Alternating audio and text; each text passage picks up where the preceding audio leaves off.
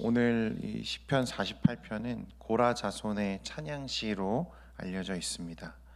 하나님의 거룩한 성인 시온을 노래한 시인데요. 여기서 시온이라는 것은 1차적으로 예루살렘 성읍을 가리키지만 보다 넓은 의미에서는 하나님의 백성이 그분의 통치에 순복하는 하나님의 나라를 가리키는 말씀입니다.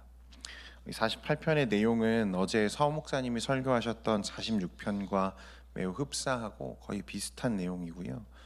다만 이 46편이 이방의 침입으로부터 시온을 보호하시고 구원하신 하나님의 구원 사역 자체에 초점을 맞추고 있다면 48편은 하나님의 보호로 말미암은 시온의 안전과 복됨에 초점을 맞추고 노래한다는 차이가 있습니다. 이 48편, 시편 48편의 배경이 되는 사건이 무엇인가 했을 때 크게 두 가지 역사적인 사건으로 압축이 되는데요. 첫 번째는 이 46편과 마찬가지로 히스기야 왕 때에 아수르 왕 사네립이 예루살렘을 쳐들어오죠. 예루살렘이 함락될 위기에 처했던 그때에 히스기야의 기도와 또 이에 응답하신 하나님의 도우심으로 이스라엘과 예루살렘이 구원받은 사건이 있었습니다. 학자들은 주로 이 사건을 48편의 배경으로 보고 있고 이 말씀들이 열왕기하 18장과 19장에 기록된 사건들이죠. 또 그 외에도 여호사밧의 시대에 모압과 암몬, 마온 연합군에 의해서 마찬가지로 예루살렘이 위기에 처하고 하나님의 도우심으로 구원받은 사건이 있었는데 이 사건도 오늘의 배경, 오늘 말씀의 배경이라고 이야기하는 학자들도 종종 있습니다.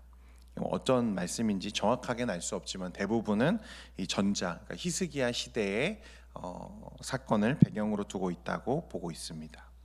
오늘 1절 말씀에 보니까 이렇게 기록합니다. 여호와는 위대하시니 우리 하나님의 성 거룩한 산에서 극진히 찬양 받으시리로다. 시인은 하나님은 위대하시다 이렇게 말씀합니다. 여기서 히브리어 원문은 까돌이라는 말을 사용했는데 크다, 위대하다 이런 말입니다. 예전 개역 한글에는 이 단어를 광대하다라는 표현으로 번역했었는데요. 저는 개인적으로 이 광대하다는 표현이 더 마음에 듭니다. 이 하나님의 크심이 측량할 수 없다는 의미입니다. 이 하나님의 크심, 위대하심, 이사야 66장 1절에 보면 이 하나님의 크심에 대한 묘사가 이렇게 나오는데요. 같이 한번 읽겠습니다. 시작. 여호와께서 이와 같이 말씀하시되 하늘은 나의 보좌요 땅은 나의 발판이니 너희가 나를 위하여 무슨 집을 지으랴 내가 안식할 처소가 어디냐. 하늘은 하나님의 보좌이고 예전 성경 번역에 보면 땅은 하나님의 발등상이다 이렇게 표현을 했는데요. 하나님의 크심이 감히 우리의 인식으로는 다 헤아릴 수 없는 것임을 이렇게 상징적으로 묘사하는 것입니다. 하늘이라고 묘사하는 거죠. 여러분, 큰 나라의 왕일수록 자기의 보좌를 크고 화려하게 만들죠. 그렇죠?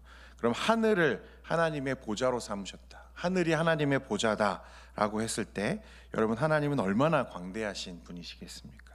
온 우주가 그분의 통치 아래에 있고 그분의 뜻에 따라 다스려진다라고 말하는 것입니다. 그 무엇도 하나님의 섭리 밖에서는 존재할 수 없다는 것이죠. 거대한 자연도 하나님께 복종하는 것입니다. 이 광대하심, 위대하심, 까돌, 우리가 하나님을 극진히 찬양하는 이유가 바로 그분의 크심이라는 것입니다. 히스기야 왕의 때에 앞에서도 설명했지만 대적 아수르와 사네립 왕이 쳐들어왔습니다. 당시 이스라엘에게는요 이것을 대적할 힘이 없었어요. 처음 쳐들어왔을 때에는 이스라엘에 남아있던 모든 재물들을 끌어다가 바치고 조공을 바치고 넘어갔지만 얼마 지나지 않아서 재차 사네립이 쳐들어옵니다. 아수르는 당시 강력한 국가잖아요. 저항할 힘이 없습니다. 얼마나 절망스럽겠습니까? 그 대적이 얼마나 크게 보였을까요? 그렇죠? 그런데 그렇게 강력한 대적의 손에서 이스라엘을 건지시고 안전하게 그들을 보호하시는 이 하나님의 크심은 어떻다는 것입니까? 더 크다는 것입니다. 그것을 노래하는 거죠.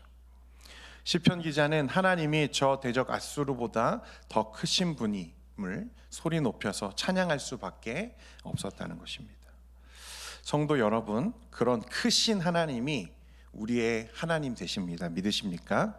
우리의 아버지 되십니다. 이것이 우리에게 얼마나 큰 평강을 주는지 우리가 깊이 묵상할 필요가 있습니다. 때로는 아수르와 같은 큰 문제와 어려움이 우리 인생에 펼쳐질 때도 있지만, 그러나 이 세상 무엇도 우리 아버지보다 크지 않음을 기억해야 하는 것이죠. 계속해서 말씀을 살펴보면 오늘 2절 말씀인데요, 우리 같이 한번 읽겠습니다. 2절 시작. 터가 높고 아름다워 온 세계가 즐거워하며.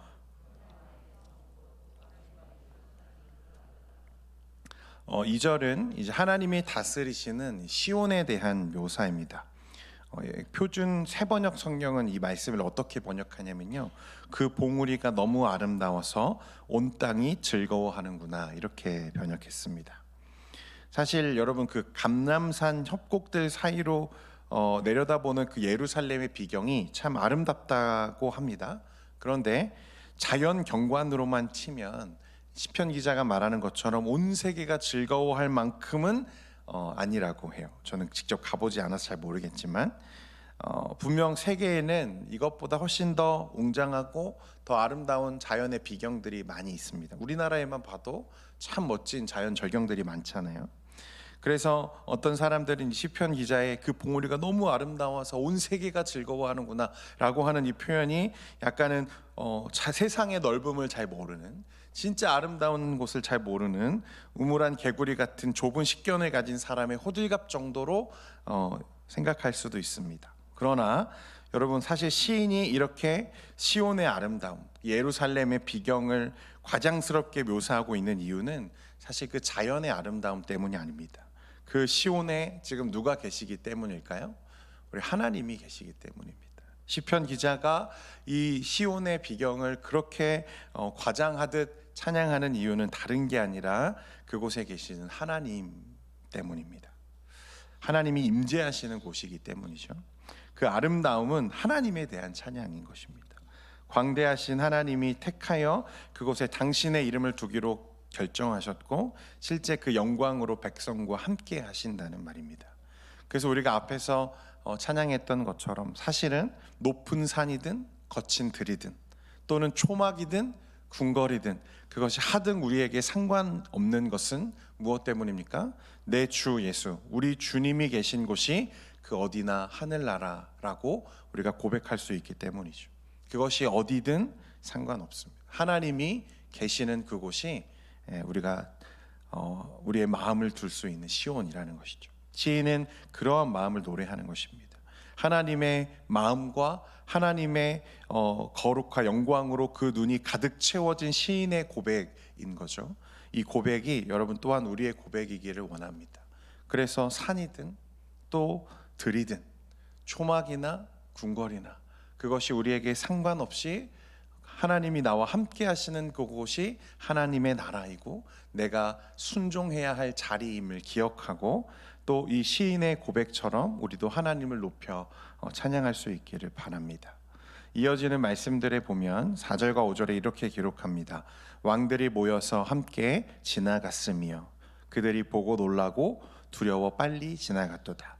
또 6절에는 거기서 떨림이 저희를 잡으니 고통이 해산하는 여인과 같다, 이렇게 말합니다. 이 말씀들은 예루살렘을 치러 왔던 대적들이 처하게 된 형편을 묘사한 말씀입니다.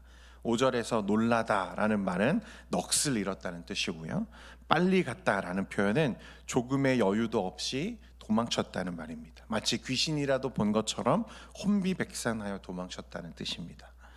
열왕기하 19장에 보면요, 이 배경이라고 알려진 말씀들이 잘 기록되어 있는데, 아수르와 또 사네립이 재차 예루살렘을 공략하기 위해 올라왔고 위협하고 있습니다. 하나님을 막 모욕하죠. 하나님이 너희를 구원할 수 있을 것 같으냐? 어리석게 행동하지 말고 빨리 항복해라. 하나님을 막 조롱합니다. 그때 어떤 일이 있었는지 19장 6절과 7절에 이런 말씀이 있습니다. 이사야가 그들에게 이르되 너희는 너희 주에게 이렇게 말하라. 여호와의 말씀이 너는 아수르 왕의 신복들에게 들은 바 나를 모욕하는 말 때문에 두려워하지 말라. 내가 한 영을 그의 속에 두어 그로 소문을 듣고 그의 본국으로 돌아가게 하고 또 그의 본국에서 그에게 칼에 죽게 하리라 하셨느니라 하더라. 또 이사야 33장에 보면 같은 배경의 말씀에 이사야의 간구가 나오는데요, 한번 보십시오. 여호와여 우리에게 은혜를 베푸소서. 우리가 주를 앙망하오니 주는 아침마다 우리의 팔이 되시며 환난 때에 우리의 구원이 되소서. 요란한 소리로 말미암아 민족들이 도망하며 주께서 일어나심으로 말미암아 나라들이 흩어졌나이다. 하나님이 그렇게 하신다는 말씀입니다. 성도 여러분, 앞에서 시편 기자가 고백하고 반복적으로 찬양한 것은 여호와 하나님이 우리의 왕이라는 것입니다. 여러분, 왕의 가장 중요한 직무는 무엇입니까? 그 나라와 그 백성을 지키고 보호하는 거죠. 하나님은 아수르와 또 사네립의 도전 앞에서 이런 인생의 위기 가운데에서 그 백성의 기도를 들으십니다. 히스기야와 이사야 선지자의 간구를 들으시고 하나님은 하나님의 영을 보내시죠. 그리고 그 진영에서 그 대적들의 머리들을 치십니다. 그렇게 강력해 보이던 이 아수르와 사네립이 혼비백산하여 도망치듯 돌아갈 수밖에 없었다는 것입니다. 시편 기자는 이런 하나님의 강력한 보호하심을 오늘 찬양을 통해서 노래하는 것입니다. 8절 말씀에 우리가 들은 대로 만군의 여호와의 성, 우리 하나님의 성에서 보았나니 하나님이 이를 영원히 견고하게 하시리로다. 사랑하는 성도 여러분, 하나님께서 그의 성과 그의 백성을 견고하게 하시고 대적의 위협으로부터 건지시는 것처럼 오늘날 하나님은 그가 다스리시는 교회와 성도들을 보호하십니다. 믿으십니까? 여러분, 이 사실을 믿으셔야 돼요.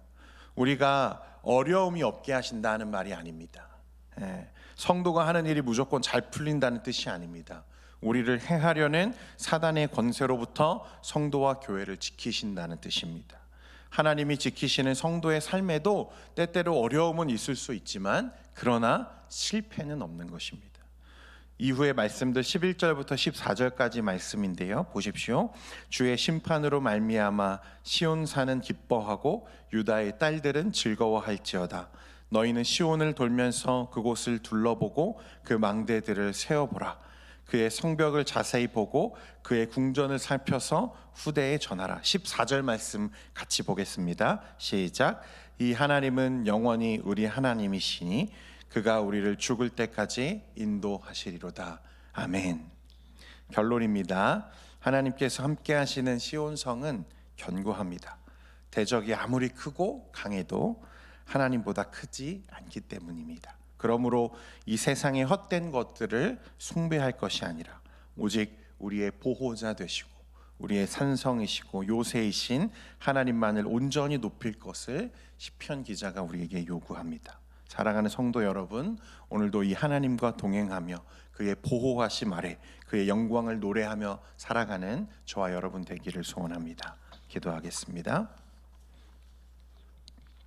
거룩하신 하나님 아버지, 오늘 하루의 삶 가운데에도 우리와 함께 하실 하나님을 기대하며 또 주님 앞에 기도하며 나아갑니다.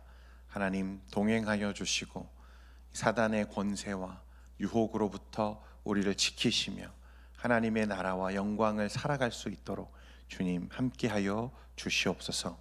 이 시간 우리의 기도와 간구를 가지고 주님 앞에 나아갈 때 우리의 함께하여 주시고 우리의 기도를 들으시며 우리를 위기 가운데에서 건지시고 보호하시는 그 하나님의 은혜를 우리가 맛보아 알 수 있도록 은혜 베풀어 주옵소서. 예수님의 이름으로 기도합니다. 아멘.